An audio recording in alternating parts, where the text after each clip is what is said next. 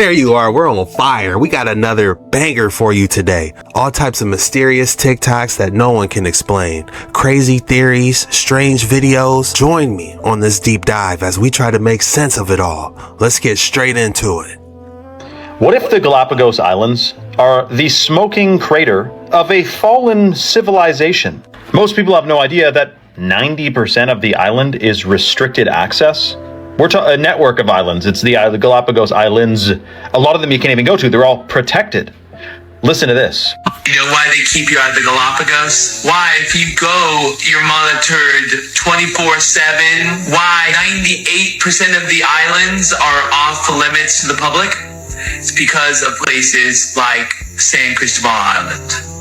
You know, the one named after that dog-headed Christ bearer, St. Christopher. And St. Christopher Island, one of the lesser-known islands restricted for environmental preservation. Now pay attention. There are ruins there that defy everything we're told about history. Not Polynesians, not South Americans, but something older. Locals told stories of giant dog-headed beings that once lived there, only to be driven underground after some kind of catastrophe. Oh, and the stone on that island, it has the same interlocking design as places like Machu Picchu, Sacsayhuaman, and Pumapunku. We're talking laser precision cuts that modern tech still struggles to replicate.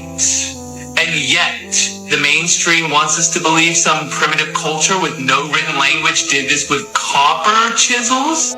You can go on Google Earth and zoom in on the Galapagos Islands. There's a lot of strange, unexplainable formations.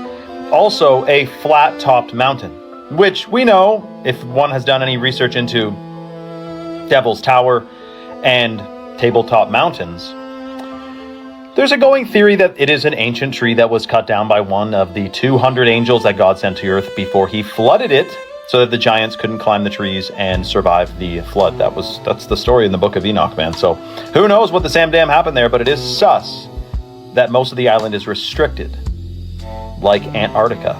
It's actually not too far away from Antarctica either. I mean, it's part of Nicaragua, but it's in the middle of the frickin' ocean.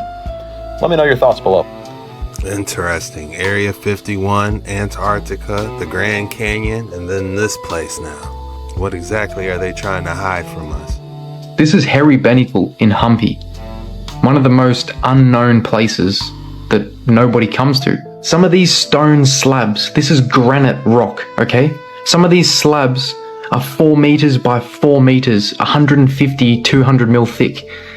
That's the weight of two cars, Hiluxes, 6 tons. What are you talking about?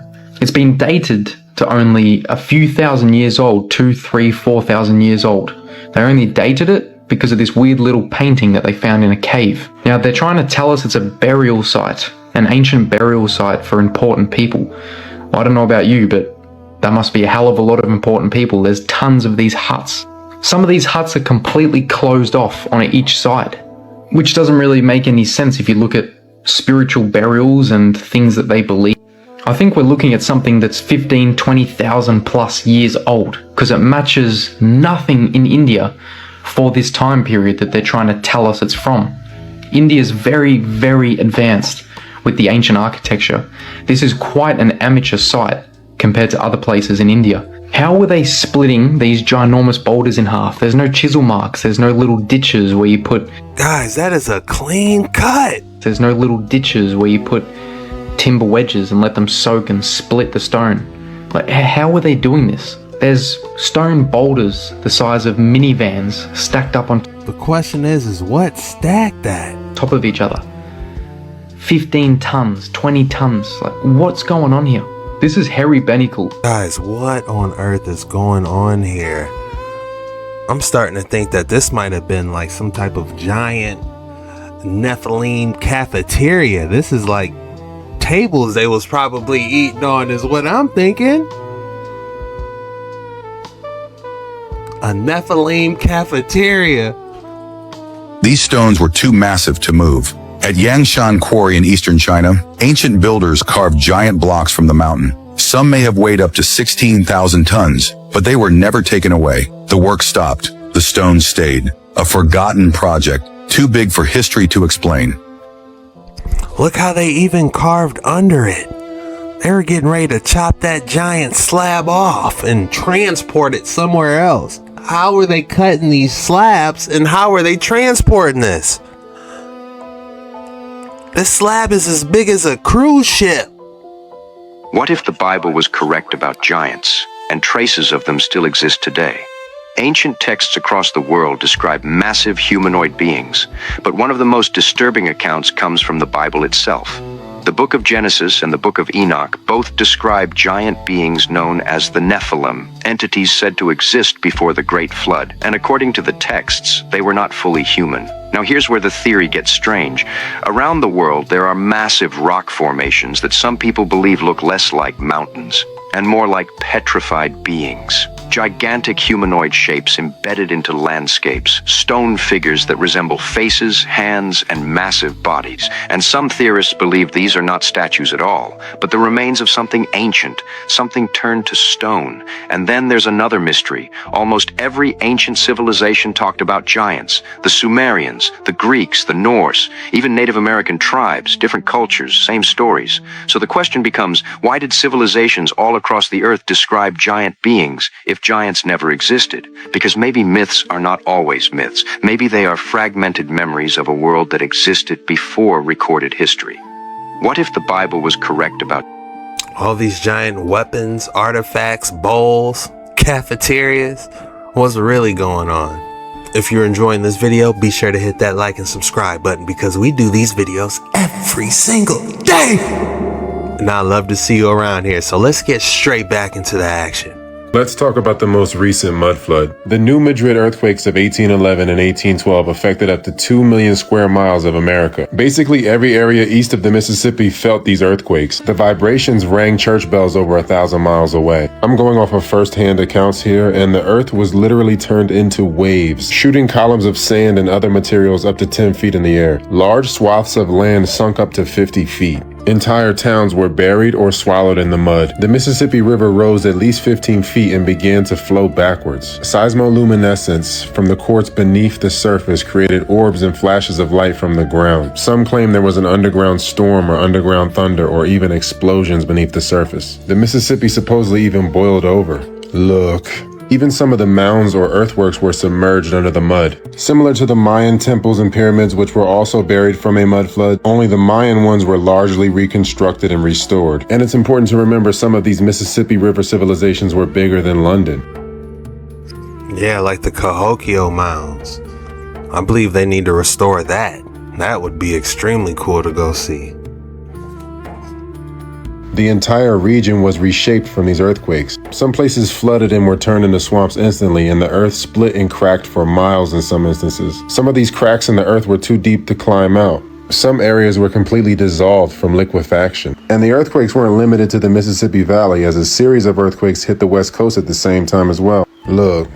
Similar to the massive West Coast earthquake around 1700, it even caused a tsunami that the natives said was high like a mountain. And of course, this coincided with Tecumseh's comet, one of many omens. Tecumseh even predicted the earthquakes themselves, which gave him momentum in gaining forces for the War of 1812. Supposedly, it was an exact fulfillment of his prediction. And the War of 1812 was really a continuation of the Northwest Indian War and the American Revolution, which was a slave uprising. These were the reset wars that preceded the natural reset. Then there's a year without a summer where a volcano blocks out the sun for a lot of the world. Geologists claim these events happen routinely, and there was one that happened in the 1400s as well. Obviously, there is much more beneath the surface than we are led to believe. There are civilizations on top of civilizations on top of civilizations, and this is just what can be identified clearly. The Grand Canyon is not what we are told. The timeline doesn't add up.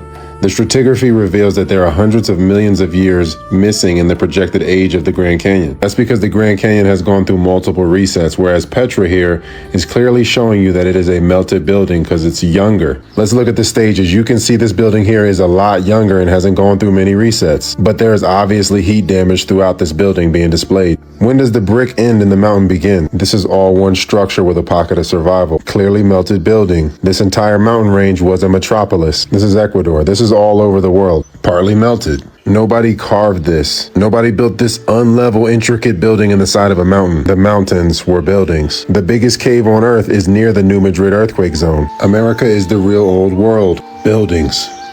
Look. It makes you think, like, what exactly happened? Was it fire and brimstone? Was it a dragon flying around raining fire? What happened? We need to take some type of core samples for the, like, to see like the sodium or the sulfur levels, you know? Maybe the molecules in these structures might tell a story if we can get some samples. All right, this next one says, I actually found a demon on camera. Uh-oh. I did it. I actually found a demon on camera. Do you know how long I've been looking to show you guys proof? Something so awesome is happening to me. I can't say too much just yet, but I'm really excited to go on this journey with you all. Stay tuned as we begin this next chapter. I finally get to use this verse.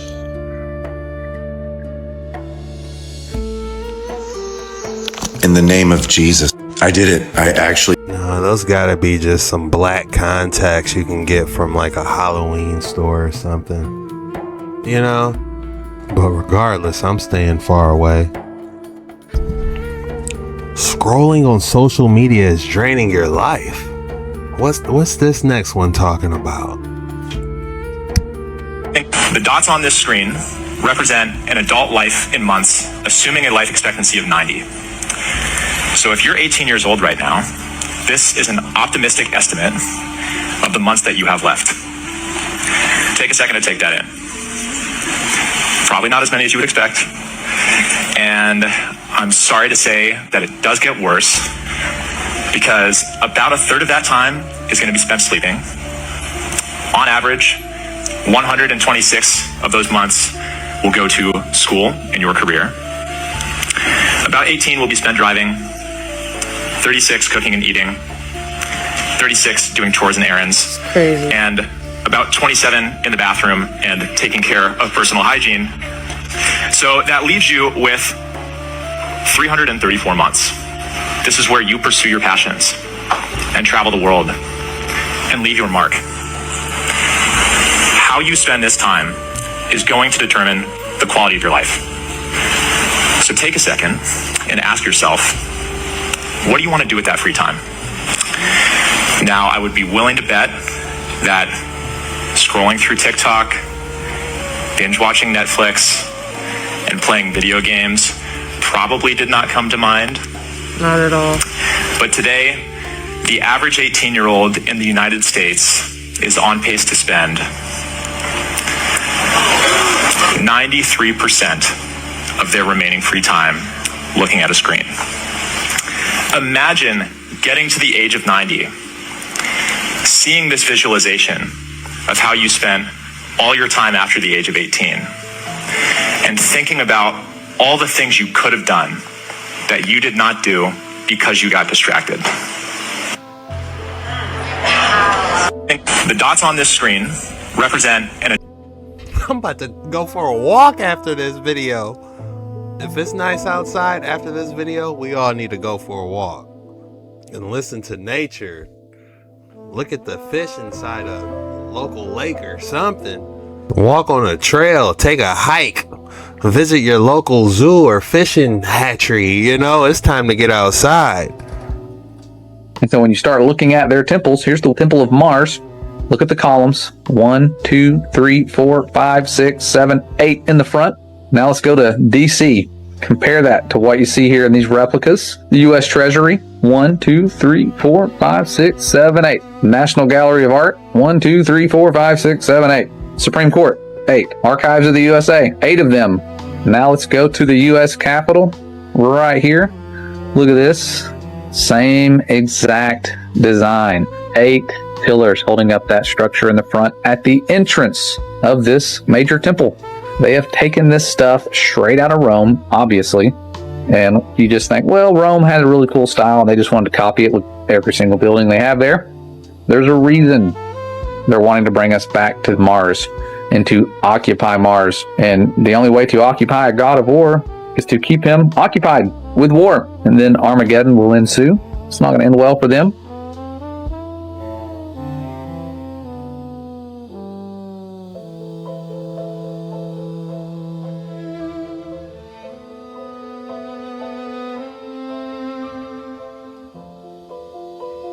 This is dark. Ancient statues of Baal and Mars.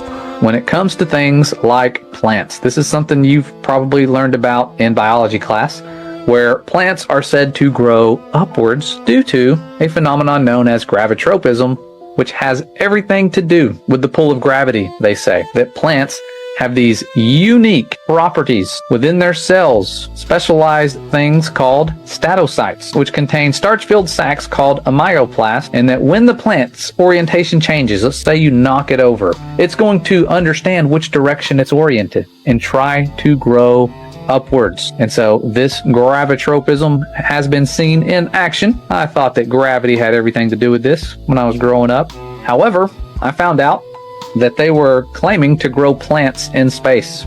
And my thought was, how are they growing plants in space if there's no gravity? And so I looked it up. How do they grow plants in space? And they tell us that plants are growing in space using specialized systems that provide necessary resources like water, nutrients, and light. They forgot about gravity. That debunks their lie. And I had a thought about this, thinking about the information from the tides, how there's most likely a magnetic aspect.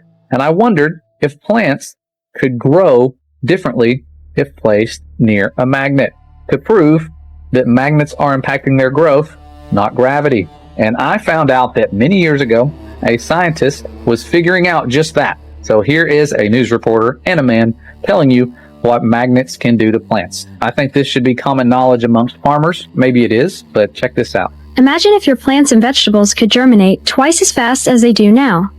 This could soon become reality, thanks to the research of Florida State engineering professor Dr. Qing-Jang Chen, who has been conducting research to determine the effects of powerful magnets on plant life.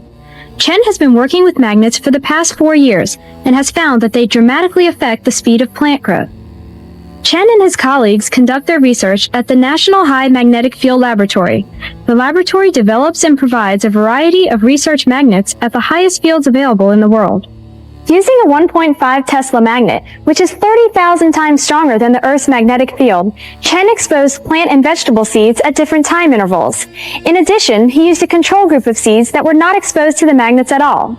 The seeds were then planted, and after several days, Chen found that the seeds exposed to the magnets grew more rapidly than those not exposed. It's just very obviously they are growing twice, 3 times faster than those non-exposed ones. Wow, it's growing 2 to 3 times faster by being exposed to magnetism, as if they now know which direction to grow faster. Fascinating. And again, everything in this world is impacted by magnets, and our world has a magnetic field. But now we're going to fully debunk not just the... Fascinating. I wonder if electroculture has anything to do with that as well. Imagine placing magnets like in the soil, then you drop some copper rods around it. Man, you're going to be growing some type of super fruit. Drop your thoughts in the comments below. Tell me what you think about that. If you haven't already, hit that like and subscribe button and join the family. All we do is deep dives and try to make sense of all these mysterious, strange videos no one can explain. Now let's get straight back into the action. Check out these unique cliff dwellings. What exactly is going on at this ancestral site? Oh, wow, look at this. Oh my gosh, look at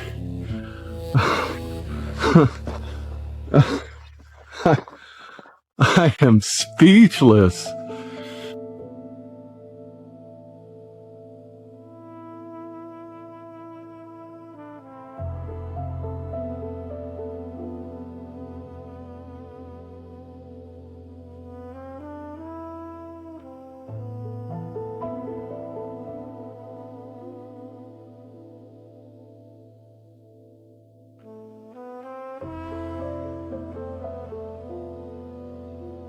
This might have been a reset on top of a reset is what I'm looking at. This might have been a melted building, and then another civilization just came on top of it and placed some bricks and was like, hey, we're safe in here as long as we got some airflow, you know, out of the elements. That's what I see, a reset on top of a reset here.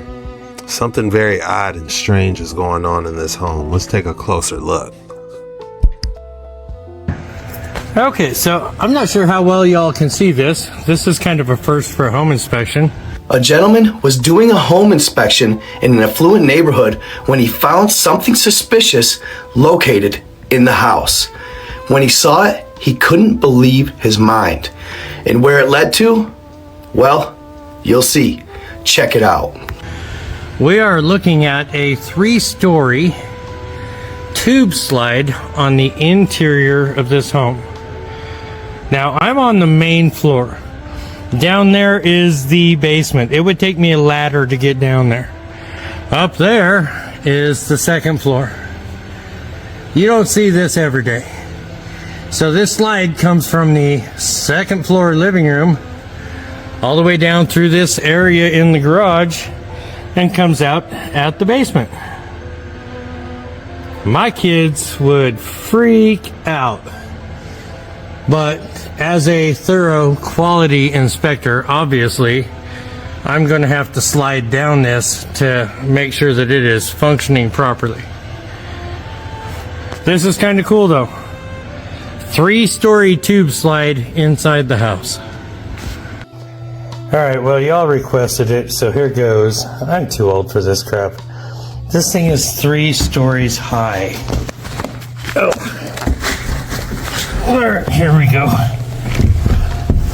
Oh shit! I almost cussed.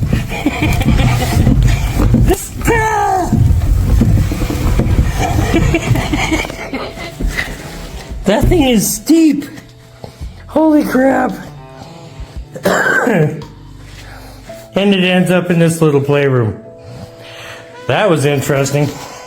I can't be the only one that finds this just a little odd, right?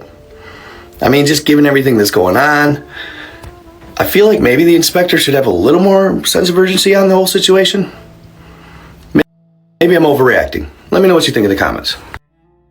Yeah, I think you're overreacting a little bit. It looks like, you know, someone just really wanted to have a nice time with their family and was like, hey, how cool would it be if we could have a slide to where the kids can get to the playroom quickly? You know? I just see someone that really loved their family and wanted to have a fun time. I would personally clean this area up while you got it open, you know, at least shop vac everything up out of there and maybe make this entrance a lot wider and, you know, a little bit more presentable. But I think it's a cool idea. What do you guys think? It's that time of the day again. If you thought I wasn't going to hit you with another excellent specimen of the day again, think again. All right, guys, you see it, an aquamarine treasure. How crazy is this? You guys know what we like to do on these. We like to rate them and give them a name. The rating I'm going to give this one, this aquamarine treasure, I'm going to have it to give it the 8.8. And the name I'm going to give this, Iceland peace sign. 8.8 Iceland peace sign. Because, you know, it's just throwing up the peace. You know. Drop your ratings and your names below. That's all we got for today's video. If you enjoyed this video, be sure to join the family and hit that like and subscribe button so you don't miss any of the videos when we go on these deep dives on these mysterious TikToks and crazy videos. The code word for today is giants. Go ahead and drop giants in the comments below. When you do that, that lets me know you're a real one. You made it all the way through the video and you really rock with your boy. I just want to say I love you guys. Be sure to go outside if it's nice, take a walk. Don't forget to eat healthy, get them nutrients in you, start feeling good, and I'm going to see you guys again really soon.